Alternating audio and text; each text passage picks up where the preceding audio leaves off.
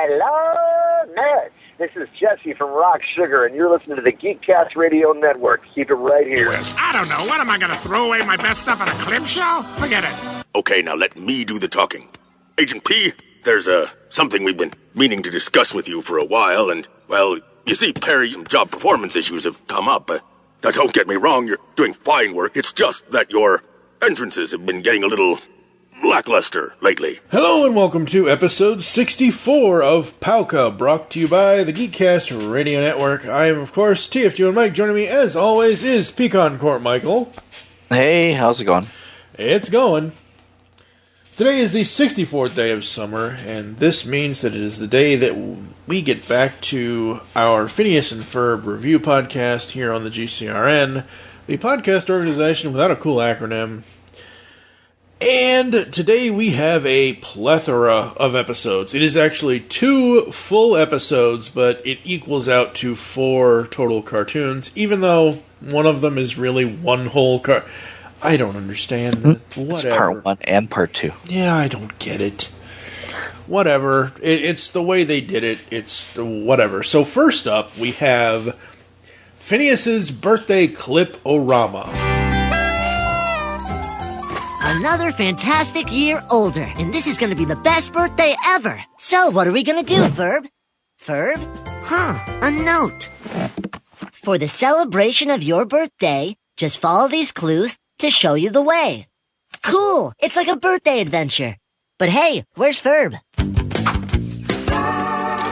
I can't believe it. It's Phineas's birthday and I still don't know what to get him. What do you get for the boy who can make everything? It's Phineas's birthday, and for the special occasion, Ferb puts together a clip show of the gang's favorite moments. Meanwhile, Agent P has to stop Dr. Doofenshmirtz from using his non-innator to preempt his brother's biography from appearing on television.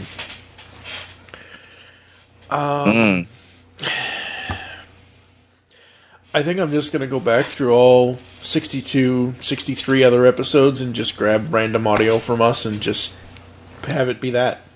Yeah, just like we'll stop the recording here out of our show. Exactly. We'll stop the recording here and we'll put all the funny outtakes. Ooh, outtakes.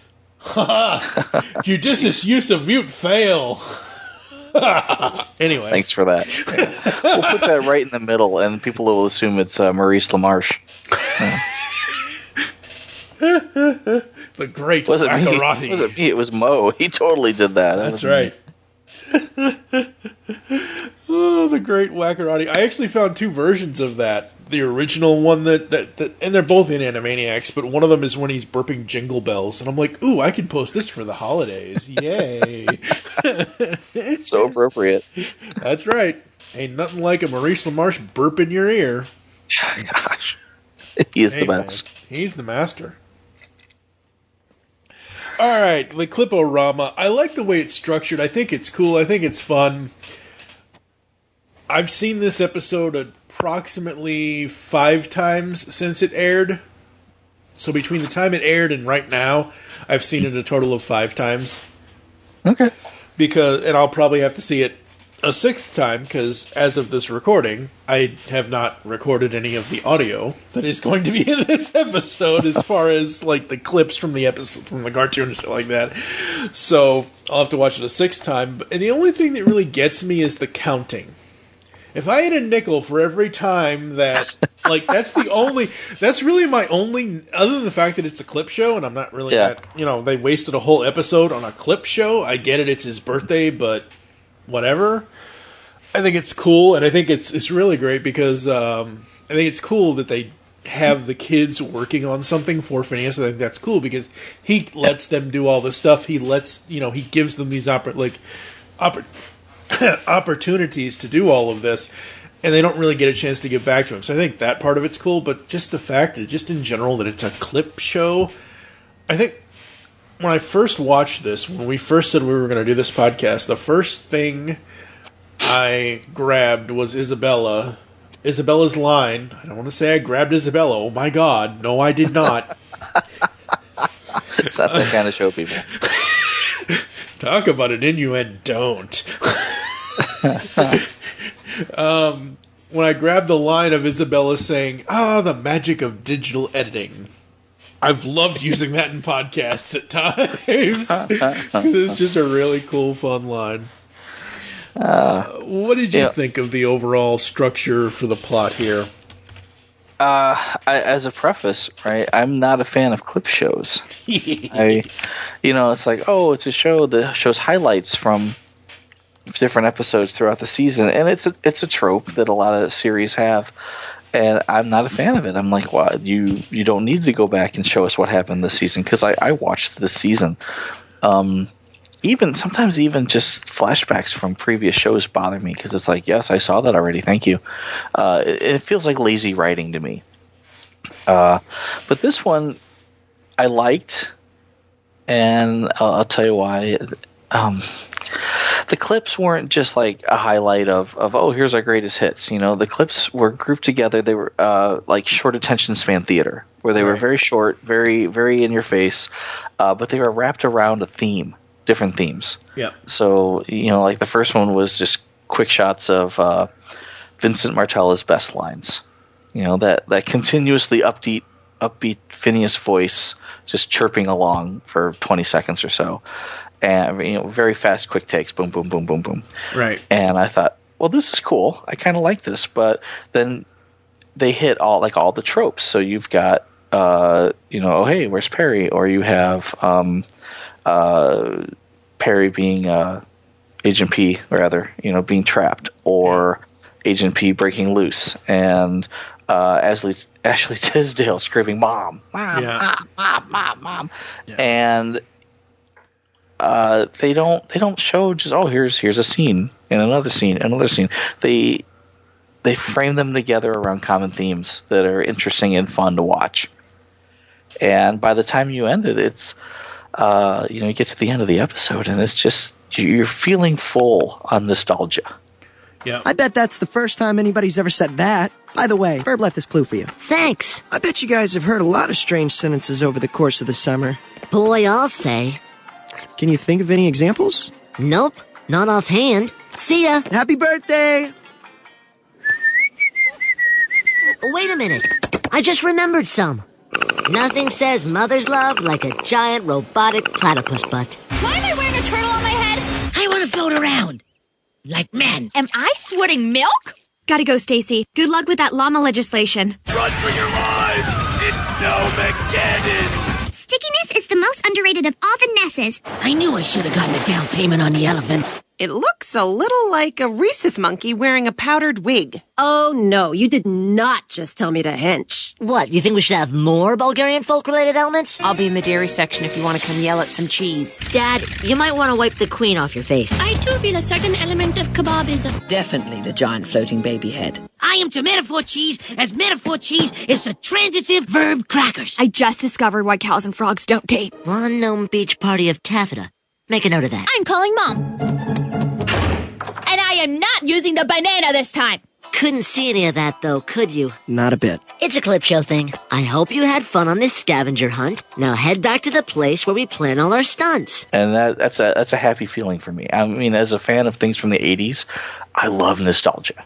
Yep. And this isn't like from the 80s per se, but it's a lot of scenes from episodes that we covered 3 years ago. Yeah, exactly. 3 years ago. So, I mean, that's pretty nostalgia-y for us. Exactly, especially, in the current year of 2020, where 3 years ago feels like it's 1983 and you're 10 years old and I'm only 3 years old. Exactly. It was literally, 2020 has been like, not 12 months long, but 12 years long. Yeah. And I think that happy, full feeling of nostalgia is something that is really welcome right now. Yeah, absolutely. And I think... I agree with what you're saying about how it's structured, and I'm not really generally a fan of clip shows either. I don't necessarily think it's lazy writing, at least specifically to Phineas and Ferb, because, like you said, they made it make sense. They made it make out to a point of where the left-handed flange whatever for Danville sewer whatever right. the gift that she ended up giving him kind of thing, like, that's cool. I think all that, and they're supposed, and I'm so glad. I don't know how many other Phineas and Ferb episodes here in Season 3 or upcoming in Season 4 when we get to it. I don't know how many other ones do circs or circuses or clowns or whatever, but I'm not a fan of circuses or clowns or whatever, and I think it's absolutely hilarious. Hello? Did somebody order a circus? Anybody? I knew I should have gotten a down payment on the elephants. Oh. It's the funny part is after seeing all of these, clip montages, at the end, it's like, oh, this part isn't a clip. And it's kind of dumb. I wish they had another clip montage. You know? I would have been happier with like, oh, show me all the instances of Isabella saying, "What you doing?" Mm-hmm. Because they have all the instances of, well, maybe not all, quote unquote all, but you've got Perry's best HQ entrances. Yeah. And it's like, I didn't realize I needed that in my life, but I totally did, and I have it now. I got to watch it. It was awesome. Clips of Perry getting trapped. And I'm like, here's all these clips of Perry getting trapped. And I'm thinking to myself, what we need is a whole montage of Perry escaping and punching Doof in the nose. And bingo, there you go. It popped up, and I took a few. It didn't pop up until later. Yeah. But I was like, oh, well, this is awesome. That's exactly what I wanted. And now, all we need now is a Curse You Perry the Platypus clip montage, right? Uh-huh. Which we didn't get. That was something else we could have gotten instead of I didn't, pay insurance on the elephants or something. Yeah, exactly. Or the Baljeet's weird stuff. I'm not sure if we needed Baljeet's weird stuff, but we got that instead of Curse You Perry the Platypus clips. Yeah. Yeah, I don't know. I love how they, again, break the fourth wall with, in the scene where he goes to Jeremy and he comes back and he's like, oh yeah, I remember a few, and we see all these clips. And it flashes back to him and Jeremy. He's like, you didn't see any of that, did you? He goes, nope, didn't see a thing. He's like, yeah, it's a clip show thing. It's a clip show thing. Yep. I'm just making a clip show. It's all in my head. Yep. Oh, yeah. But no, a lot of them I liked. Candace trying to get her mom's attention. Trying to drag mom in to see what the boys have done so she can bust them, and it never works out. And I just really liked it. It was nice to go back and see, all of Phineas and Ferb's greatest stunts. One after another, really quick. Quick flashes, boom, boom, boom, boom, boom. I just, I don't know. I really liked it. I liked it like 5 out of 5 liked it. Really? And I didn't expect to like it because, again, I don't like clip shows. I saw it's a clip show. I don't like birthday clips. I don't care. I don't want to watch it. But it was awesome. And I don't know if they included everything that happened. Like, aren't you a little young? Aren't you a little young to blah, blah, blah. If I had a nickel for every time, Yeah. But they...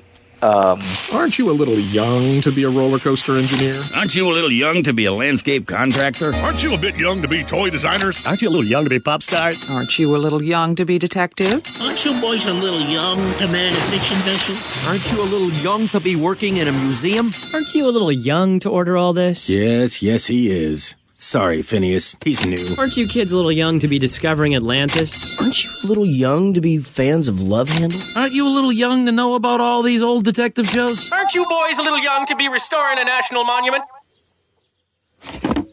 Yes, we are. It was, that was the question. Is it all of them? I'm not going to go back in every episode in the wiki and look to see if there's if there was a little young line they missed, but it didn't feel like they had all of them. And I felt like maybe it would have been nicer if they had, especially since they commandeered a whole episode for this, the whole 22 minutes. It would have been nice if they had included all of them. Yeah. But I don't know. And like I said, I'm not going to go back and look, but I hope they did. I just don't think they did. Yeah. So you are giving this a 5? Yeah, I liked it. Yeah, I did too. There are certain things that like I said, some things that kind of grate on me, like Candace's mom over and over again, and Well, that wasn't until the end. That's true, but still, it was a nice ending. I liked it. I'm still going to give it a 4. It's just, Mom, the boys are modulating my voice. It was a good ending.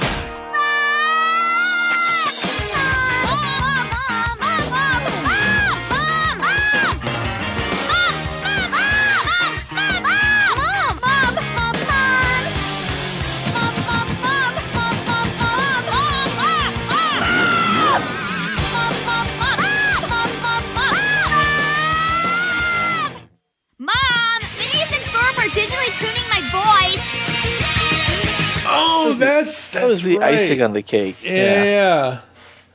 Auto-tuning. That's what it was. The boys are was auto-tuning my voice. Because the end, it was not only Candace saying, Mom, Mom, Mom, but it was Candace saying Mom to the tune of the theme song. That's right. Yeah. It was awesome. Yeah, that was cool.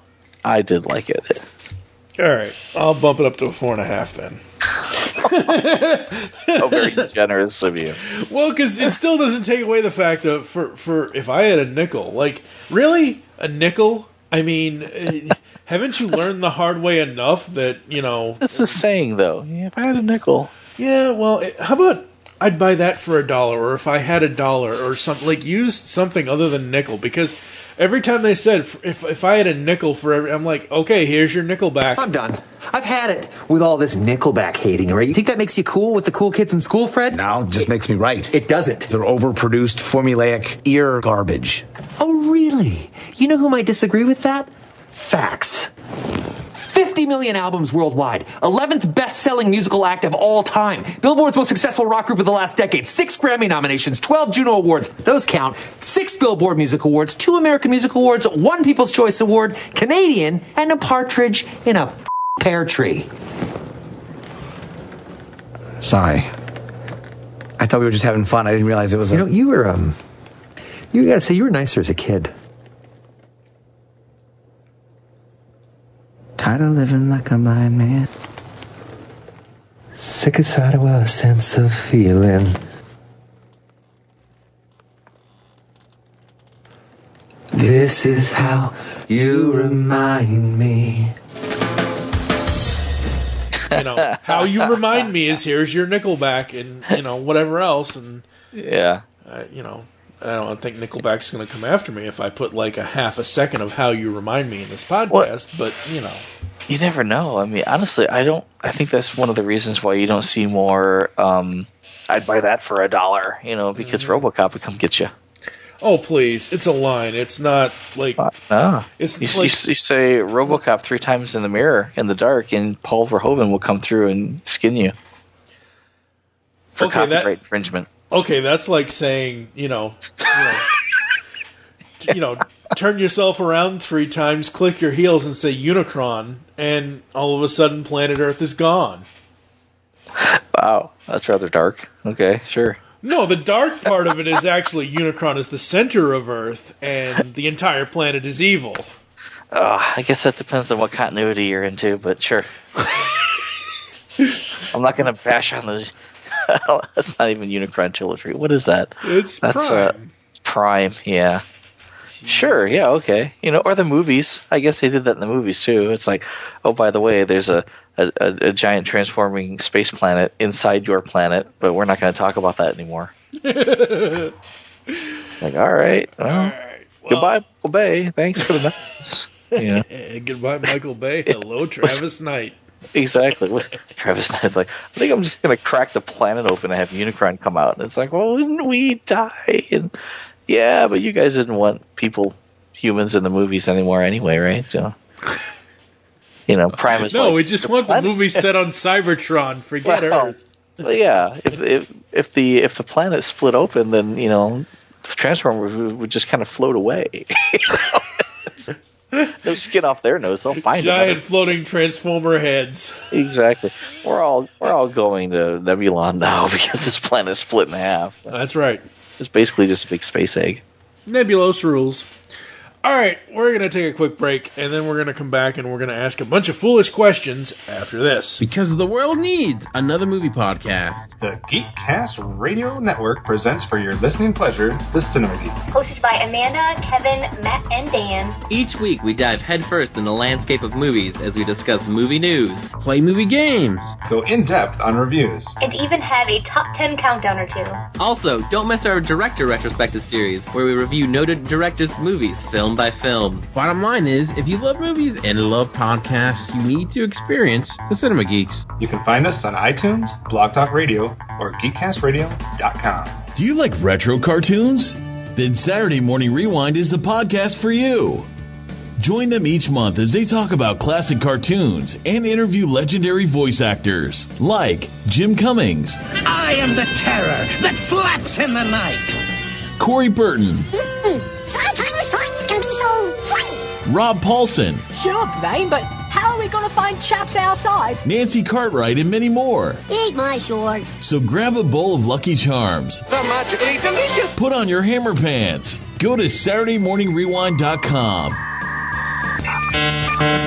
And be prepared to feel like a kid again. Once again, that's SaturdayMorningRewind.com.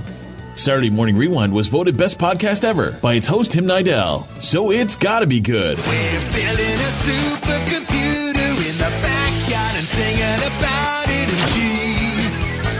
We worked up the plan so it can't be that hard to make a trillion terabyte memory. Our song is synchronic, not the least thing ironic. What you hear is exactly what you see. We're building a supercomputer and singing just what we're doing, which is building a supercomputer and over-explaining just what you're viewing. All the panels are screwed in as our song is concluding. What you hear is exactly what you see. And that's the story of how you made me. Up next, we have Ask a Foolish Question, and when Candace discovers that Phineas and Ferb have invented a computer that can answer anything, she asks it how she can finally bust her brothers, once and for all. Meanwhile, Dr. Doofenshmirtz loses the key to his latest invention, the All-Purposeinator, and Agent P must find it before he does. Okay, first of all, first things first, since we were talking about all that Transformer stuff that I did not edit out because it's good content. Shockwave is the computer. Corey Burton is the voice of the all-knowing computer. Oh, you're kidding. Nope. I didn't know that, actually. Yes. I did not read the wiki, so.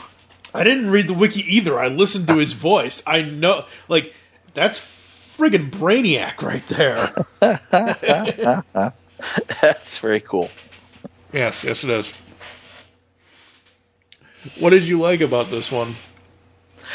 Oh man, what did I like about this one?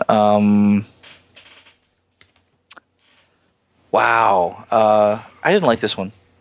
Really? I'm gonna go out there and say it. You know, it's funny that they built a computer with a big face. You know, especially a computer with a big face that sounds like Corey Burton, but I didn't like the song. The song was just bad. The song was like, I'm singing about what we're doing, and we're building a computer. Bad song. Just not catchy, kind of boring. It wasn't clever. I mean, I'm going to catch a lot of flack for that most likely, but I didn't like the song. And a lot of times, you know, some of these episodes are just like wacky story wrapped around a song. And the song is meant to carry it, and it falls flat here. I didn't like the Doofenshmirtz plot. You know, he's got a metal unearthinator. That was a little silly. Yeah. Yeah. I mean, you're using this device that can tear apart the Earth's crust.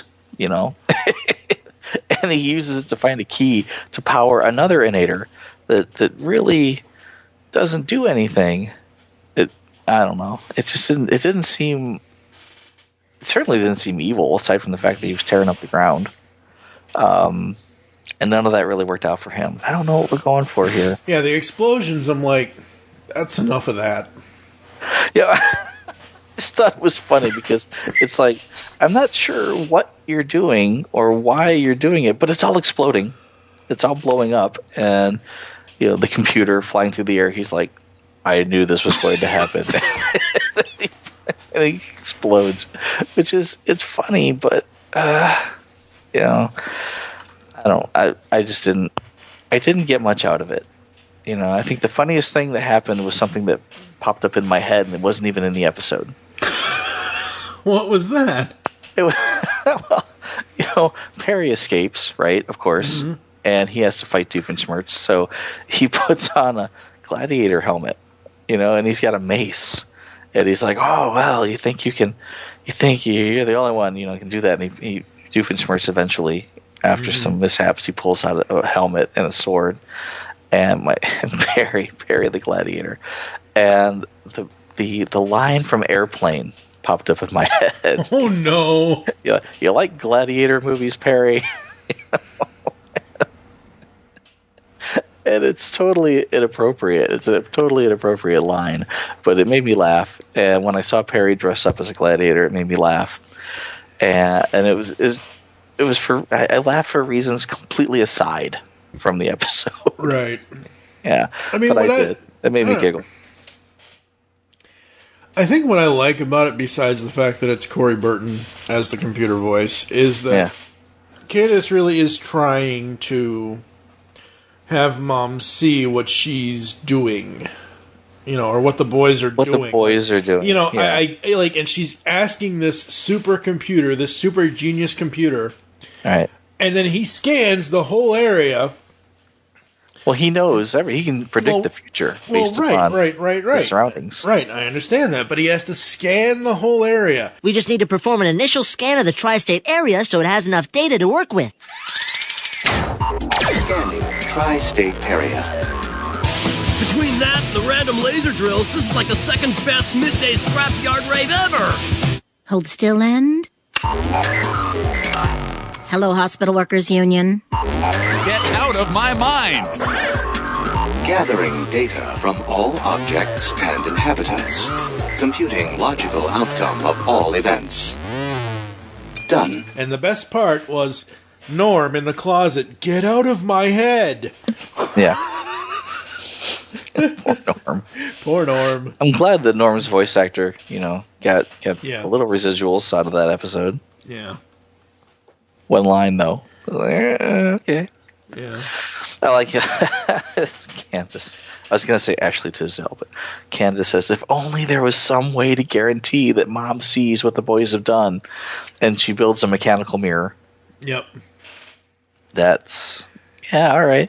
But I don't know. It's like, oh, Mom sees what the boys have done, but she sees, what the computer planned for her, not the computer itself. Right.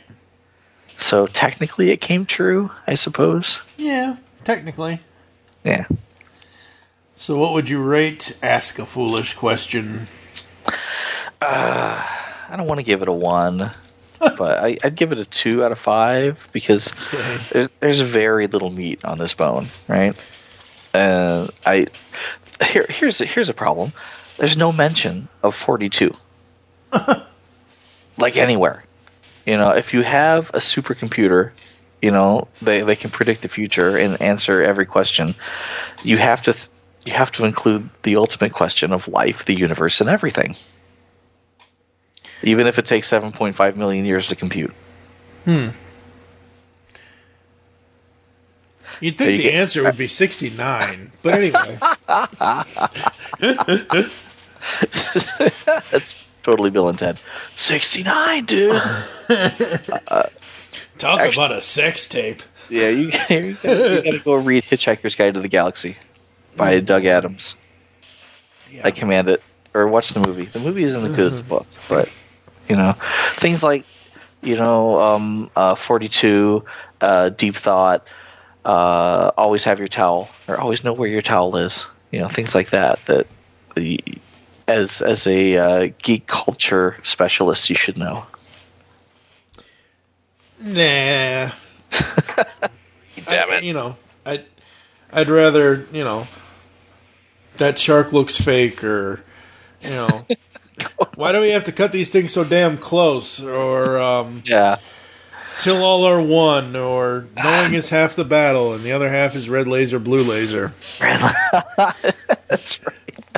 So 25%, or 50% knowing. There you go. Yep. 25% lasers. If you don't want to read the book, just see the movie. It's a good movie. I'll check out the audiobook maybe at some point. If there is an audiobook of it, I don't even know. I'll look that up later. Of course, now that I'm saying audiobooks on a podcast that will be recorded and edited and published in a couple of weeks as of this recording, I'm sure Audible ads will pop up for me. Audible is going to show up in your Facebook feed just because you mentioned the audiobook. Yeah. That's right.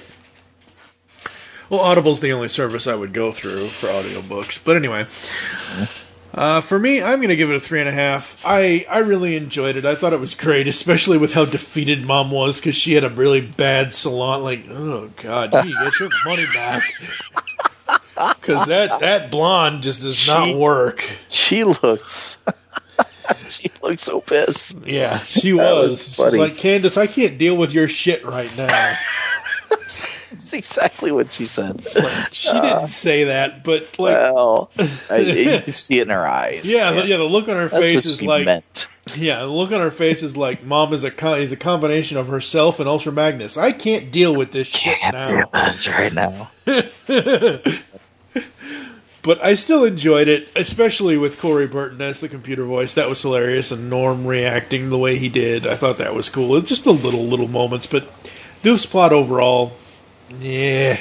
Come on, Doof, you're better than this. Could do better than that, yeah. Honestly, if you have a machine that can tear apart the Earth's crust, let's get evil. Let's do something evil.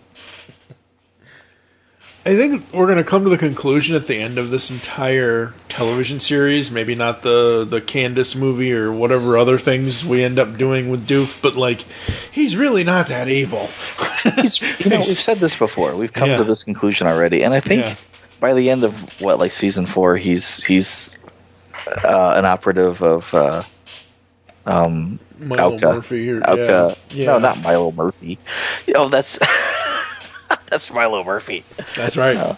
Yeah, Swampy didn't have enough voiceover work, so they put him in there. But Dan. Swampy is Major Monogram. You mean Dan Povenmire? Oh, that's what I meant. Yeah, exactly. I just like saying Swampy. There you go.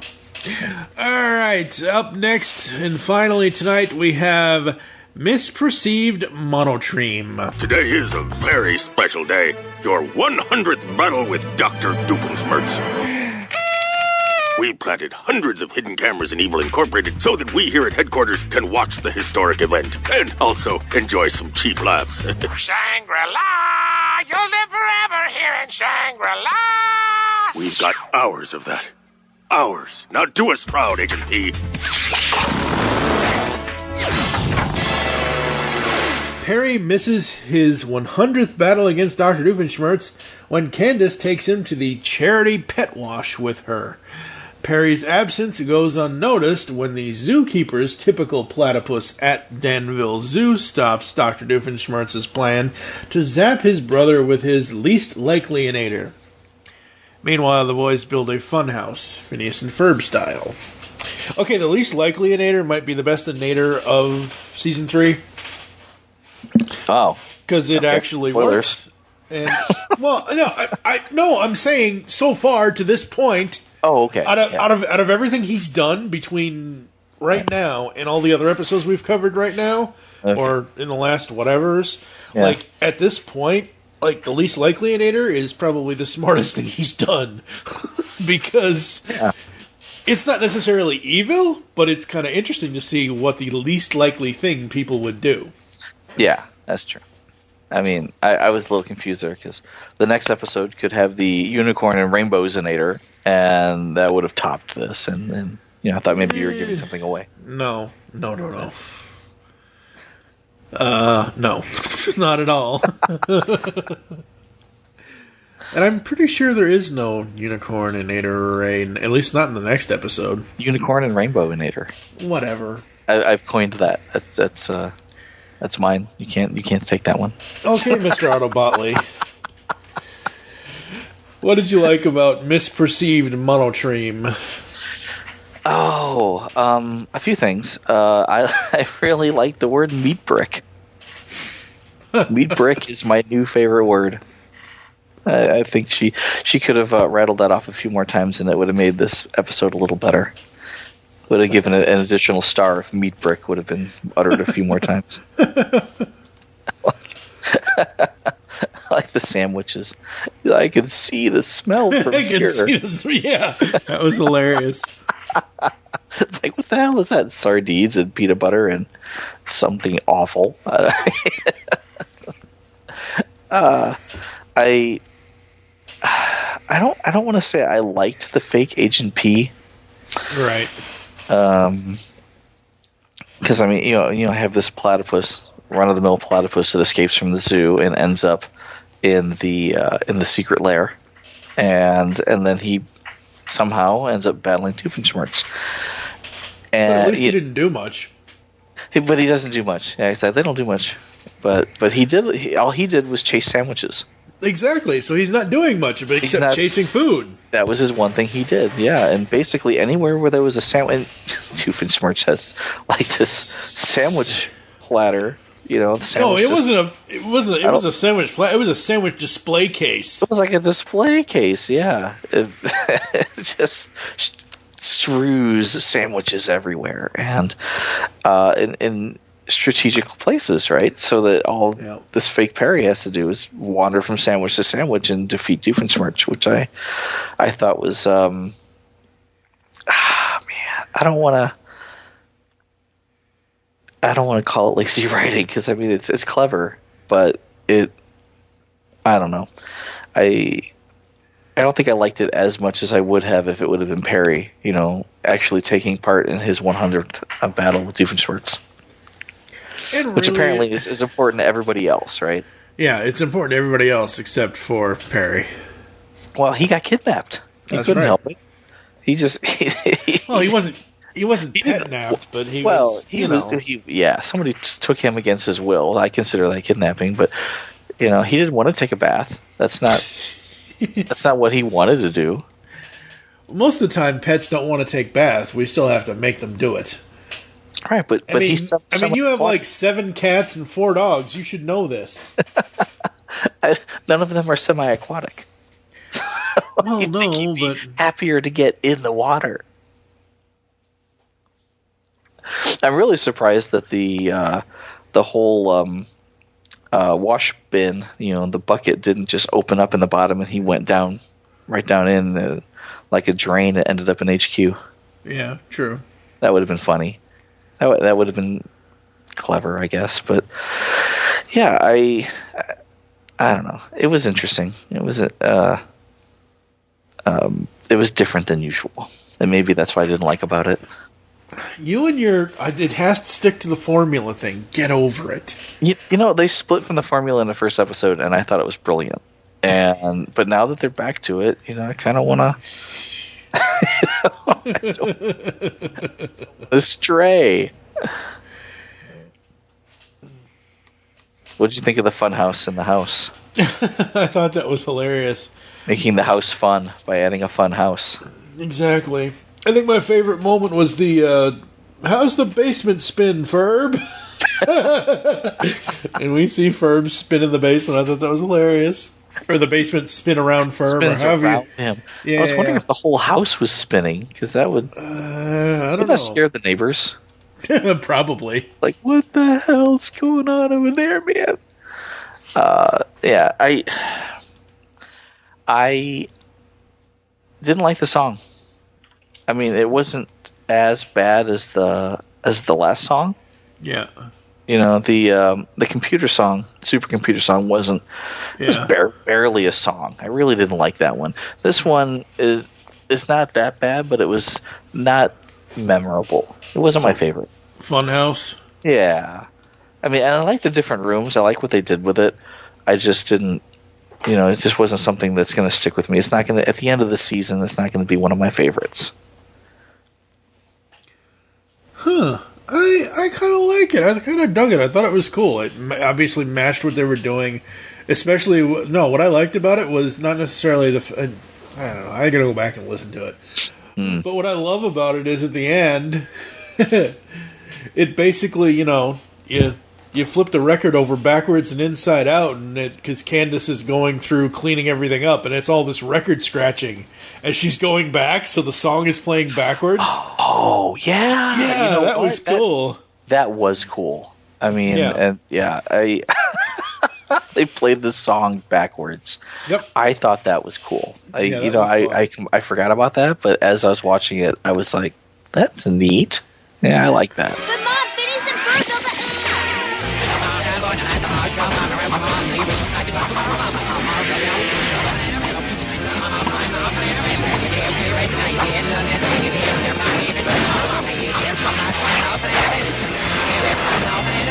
Why am I doing this? So, where's this funhouse? Candace cleaned the whole thing up before you could see it. You cleaned the whole thing up before I could see it? Yes. Well, that seems unlikely. Yes. Yes, it does. Candace, she's the least likely to unfun the funhouse. That's right. Because most of the time, Candace doesn't know how to have fun. She just wants to bust her brothers. Exactly. But exactly. I mean, so that means that would be something she would be likely to do, to unfun the funhouse, because she doesn't like fun. She's anti-fun. Unless Jeremy's around. If Jeremy's around, she'll tolerate the fun because Jeremy loves fun. Okay, so if she's anti-fun and she just wants to bust her brothers, maybe the fact that her cleaning it up so it isn't there is the least likely thing, so she can't bust her brothers. At that point she can't bust her brothers because everything's clean. Because everything's cleaned up. Yeah, see? The logic works. I love that. Candace cleaned the whole thing up before you could see it. And Mom's like, you cleaned the whole thing up before I could see it? And she's like, yes. I mean, that's a credit to Ashley Tisdale, because you could just feel the weight, the gravitas there. Oh, yeah, voice. Absolutely. She's like, yes, I understand. I understand this is unlikely. And Mom's like, that seems unlikely. Yeah. Ferb says, yes, it does. Yeah. I mean, that last line, I thought that was hilarious. Yeah, it was. What would you rate this one? I don't know. I'm going to give it a 2. I didn't like it. Really? Yeah. Oh, man, it gets a 5. What? Yeah. How do you figure? Because it's super fun. I didn't like it. No, sir, I did not like it.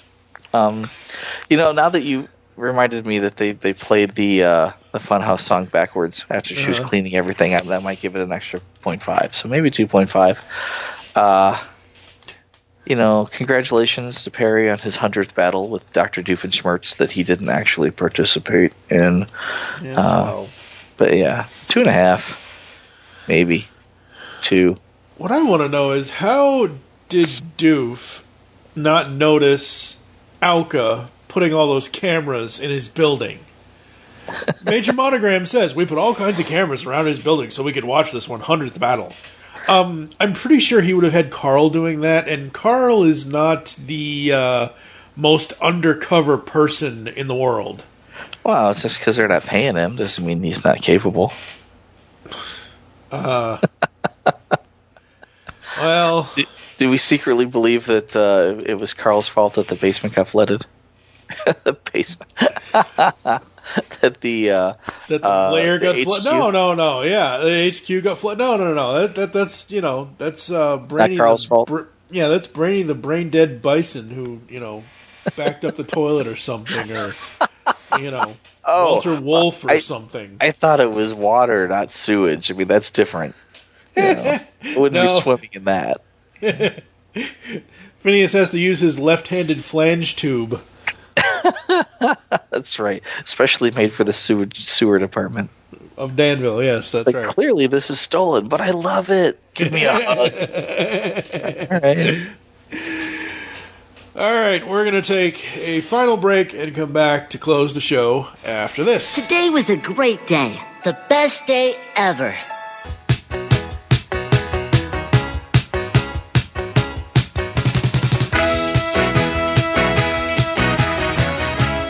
Hi, I'm Terry Smith, the host of Music Talks, the podcast where I ask guests a simple but beguiling question. Choose a song from each decade of your life and tell me why these songs mean so much to you.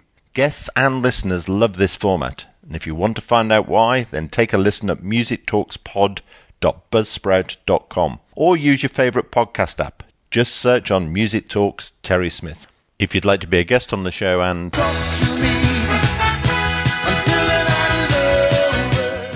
then send me a tweet at Music Talks Pod. I look forward to doing some music talking soon.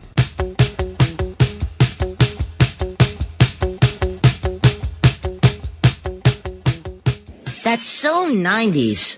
We are back here at the podcast organization with a Cool Acronym.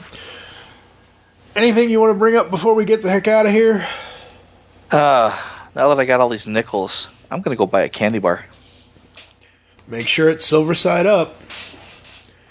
Don't travel down the long road too many times there, because for all the right reasons. What's the other one? We need to feed the machine. There you go. There we go. I can always. That's one thing I can always do, folks. I can find a way to fit in almost every single title of a Nickelback album into a sentence. Is that what you were doing? Oh my God. All right, fine. Hey, you mentioned nickel, and you needed a nickel, so I need a nickel. Well, I don't want a nickel back because I'm going to buy a candy bar. So here's your nickel back, so you can buy that candy bar. I had a nickel for every time something happened. That was a running joke with the candy bars. I shouldn't have to explain it. Yeah, I know what it was, and I turned it into a Nickelback thing because I love Nickelback, and I don't care what anyone says. Put that where it came from. So help me. So help me. Thank you for joining us here on POWCA. There are several ways to get in contact with us to leave feedback for the show.